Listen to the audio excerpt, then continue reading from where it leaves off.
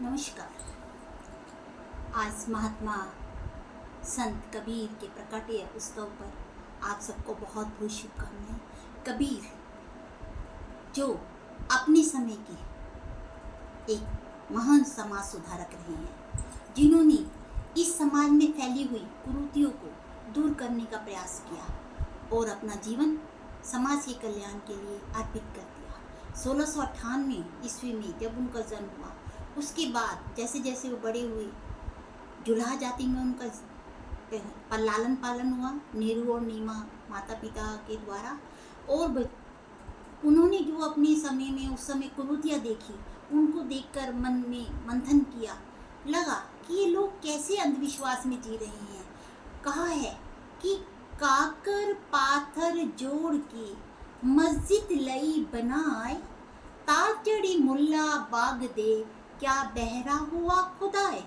अर्थात कंकर और पत्थर को जोड़कर मस्जिद बना ली और उस पर भी चढ़कर मुल्ला बांग देते हो तो क्या बहरा हो गया खुदा, भगवान सुनता नहीं है। अरे भगवान को तो आप कहीं भी याद करेंगे, वो आपकी सुनेगा। कबीर ने एक ईश्वरवाद में भी बल दिया है कि ईश्वर एक है, सर्वव्यापक है, सर्व अंतर्यामी है, निराकार है, निर्गुण है, अजन्मा है। उसे ढूंढने जाने के लिए कोई आवश्यकता नहीं है। जैसे कहा है, पाथर पूजे हरि मिले, पाथर पूजे हरि मिले, तो मैं पूजू पहाड़, उससे तो चाकी भली, उससे तो चाकी भली। पूज खाए संसार कबीरा, पूज खाए संसार। अर्थात अगर पत्थर पूजने से हरि मिल जाते हैं, भगवान मिल जाते हैं, तो मैं पहाड़ की पूजा कर लूँ, बड़े पहाड़ की। भाई उससे अच्छा तो घर की चाकी है जिसपे हम पहले ज़माने में आटा पीसते थे, जो आटा पीसने के काम आती थी और हम आटा खाते थे, रोटी बनाते थे। तो जो हमारा कल्याण करती थी वही पूज लो घर में, इतनी दूर जाने की क्या आवश्यकता है। ऐसा कबीर लोगों को बताते थे। तो आज उनके कुछ दोहे आपके सामने प्रस्तुत हैं। ऐसी वाणी बोलिए मन का आपा खोय, और को शीतल करे, आपहु शीतल होय कबीरा, आपहु शीतल होय। अर्थात हमें ऐसी वाणी बोलनी चाहिए जिसमें मन का आपा यानी अहंकार ना झलकता हो। अहंकार से युक्त भाषा का इस्तेमाल करेंगे तो अनेक झगड़ों में फंस जाएंगे, संबंध विच्छेद हो जाएगा, दूरियां बंध जाएंगी, दूरियां बढ़ती चली जाएंगी। लेकिन मनुष्य का काम दूरियां बढ़ाना नहीं है, दूरियां कम करना है, प्यार बढ़ाना है।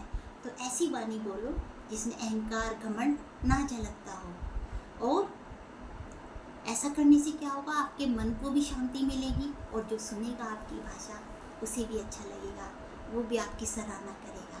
तो ऐसा काम कीजिए जो दोनों का मन संतुष्ट हो, बोलने वाले का भी और सुनने वाले का भी। हमेशा मीठी वाणी बोलिए, मधुर वचन बोलिए, नम्रतापूर्ण व्यवहार कीजिए, विनम्र रहिए। आपने नल का देखा है ना, हैंडपम्प जितना नीचे लगाते हो उतना पानी ज़्यादा और मीठा आता है। तो वैसे ही मनुष्य है कि जितना वृक्ष जब फूल फलों से लद जाता है तो नीचे को झुक जाता है।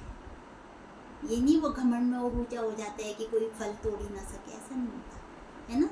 कभी फल अपने आप नहीं खाता, वृक्ष दूसरों को देता है। ये त्याग का सबसे बड़ा उदाहरण है हमारे सामने। तो हमें भी विनम्र रहना चाहिए।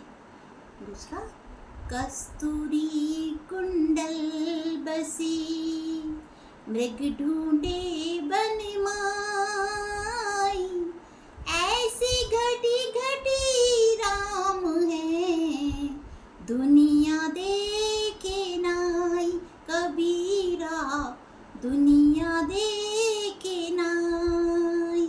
अर्थात जिस तरीके से मृग हिरण, कोई विशेष हिरण होते हैं जिनकी नाभि में, कुंडली में कस्तूरी नामक सुगंधित पदार्थ होता है, कस्तूरी एक लिक्विड पदार्थ निकलता रहता है बूंद और जिसे हम कितने पदार्थों में इस्तेमाल करते हैं, खीर में, हलवे में और भी अन्य पदार्थों में। लेकिन उस कस्तूरी की सुगंध को ढूंढने के लिए हिरन पूरे जंगल में मारा मारा घूमता है, क्योंकि उसे ये पता ही नहीं होता है ये सुगंध तो मेरे अंदर से रिलीज हो रही है, निकल रही है, और उसे ढूंढता रहते हैं। वैसे ही अज्ञानवश हम भगवान को ढूंढते रहते हैं, हमें पता ही नहीं होता भगवान तो हमारे दिल में है। अच्छे और सच्चे मन में भगवान रहते हैं। मानव सेवा ही ईश्वर सेवा है। तो ये बात हमें पता होनी चाहिए बच्चों, हमें सबको पता होनी चाहिए। तो हमें हिरन की तरह बन बन भटकने की आवश्यकता नहीं है। ईश्वर को सच्चे मन से जहाँ भी जब भी आप याद करेंगे वो आपकी रक्षा के लिए हमेशा तैयार है। हम ही हैं जो इधर उधर अपने मन को भटका देते हैं। हमें अपनी बुद्धि और विवेक दोनों को साथ लेकर काम करना है। अगला मैं बोलती हूँ, जब मैं था तब हरि नहीं, अब हरि है मैं नाई। सब अंधियारा मिट गया जब दीपक देखा माई। कबीरा दीपक देखा माई। अर्थात जब मैं था, अर्थात मेरे अंदर अहंकार था, तो तब मुझे ईश्वर के दर्शन नहीं हुए, क्योंकि ईश्वर आएगा ही नहीं अहंकारी मनुष्य में। और जब ईश्वर मिल जाता है तो मैं खत्म हो जाता है, अहंकार खत्म हो जाता है, मैं मेरा मेरा ये सब चीज़ें खत्म हो जाती। ये संसार तो नश्वर है, यहीं का है, यहीं रह जाना है। खाली हाथ आए हैं, खाली हाथ जाएंगे, है ना। कुछ लेके नहीं आएंगे, आए थे और ना लेके जाएंगे। सब कुछ यहीं का है, मोह है, ममता है। इसका मतलब ये नहीं हम सब छोड़ दें, लेकिन जियो और जीने दो। साई इतना दीजिए जामे कुटुंब समाए, मैं भी भूखा ना रहूं, साधु भी भूखा ना जाए। तो इतना हो, आने वाला भी कोई भूखा ना रहे और हम भी भूखे ना रहे। हम दूसरों के लिए परोपकार का काम करते रहें। ये हमारी इच्छा होनी चाहिए, भगवान से यही प्रार्थना होनी चाहिए, उनका धन्यवाद होना चाहिए। अहंकार मन में नहीं होना चाहिए। अगर अहंकार मन में होगा तो ईश्वर का अनुभव हम नहीं कर पाएंगे। ईश्वर का अनुभव करने के लिए घमंड मन से दूर करना होगा। अगला वचन है, निंदक नीड़ा राखिए, आंगनी कुटी बंधाए।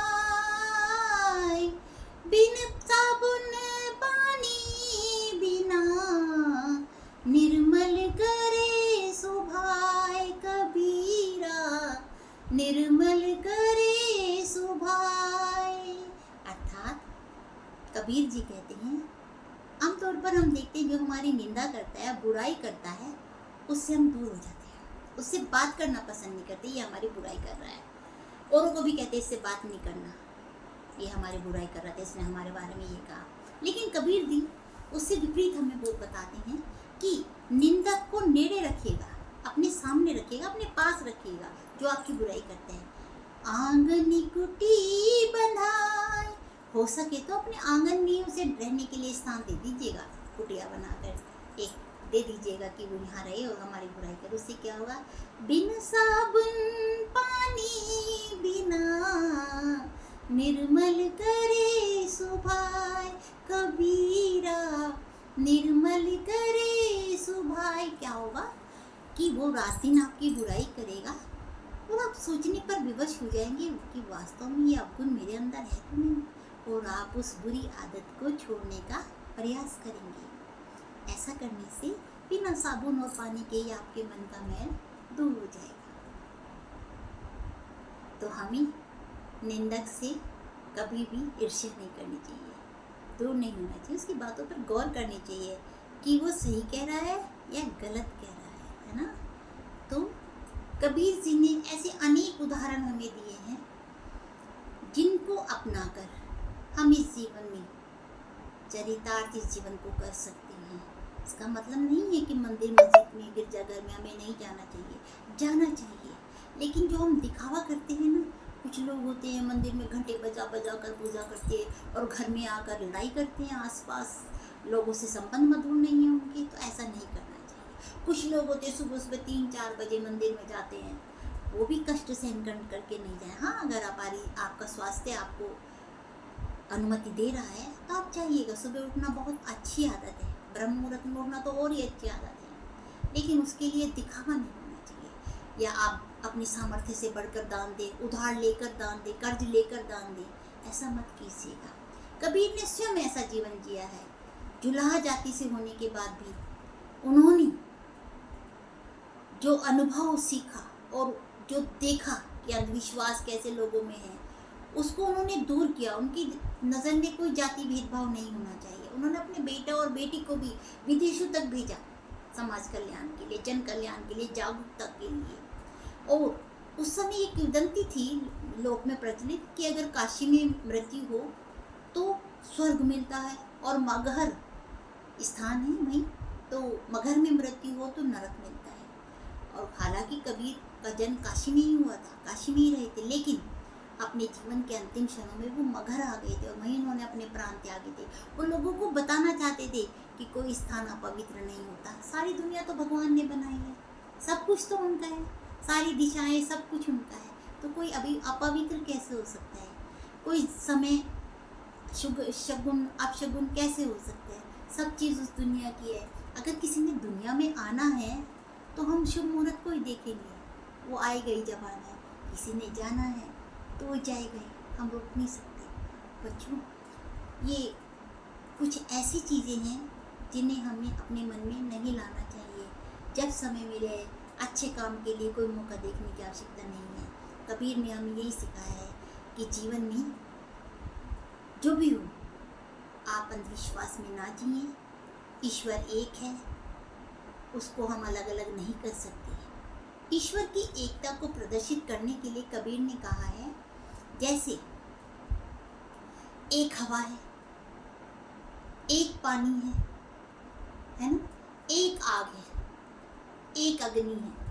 5 महाभूतों से हमारा शरीर बना है। किन किन चीज़ों से? पृथ्वी, आकाश, जल, अग्नि, वायु।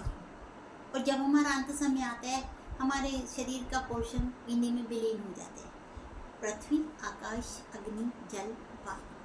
तो जिस तरीके से एक वायु में पूरा संसार सांस लेता है, अमीर हो, गरीब हो, छोटा हो, बड़ा हो, काला हो, गोरा हो, एक ही हवा में सब सांस लेते हैं, एक ही पानी पीते हैं, एक ही मिट्टी में रहते हैं, तो फिर भेदभाव कहाँ से आया? जिस तरीके से हम लकड़ी को तो काट सकते हैं, उसके 2 टुकड़े कर सकते हैं, पर आग को नहीं काट सकते। आग को अलग अलग नहीं कर सकते। जिस तरीके से हम आग को अलग नहीं कर सकते, उसी तरीके से हम ईश्वर को भी अलग नहीं कर सकते। ईश्वर एक है। ईश्वर तो एक वाईफाई के कनेक्शन की तरह है जो हमें दिखाई नहीं देता, लेकिन अगर इंटरनेट ना चल रहा हो तो पता चल जाता है कि ये कनेक्ट भाई नेट नहीं आ रहा। तो वो एक फील करने की ज़रूरत है, उस ईश्वर को महसूस करने की ज़रूरत है। दीजिए अपने आप को समय, बैठिए थोड़ी देर, विचारिए और धन्यवाद कीजिए उस ईश्वर का जिसने ये जीवन दिया है, खूबसूरत जीवन दिया है, अच्छा जीवन दिया है।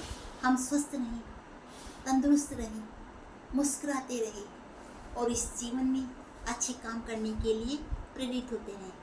पुनः आप सबको कबीर दास जी के प्रकाट्य दिवस पर बहुत बहुत शुभकामनाएं। धन्यवाद।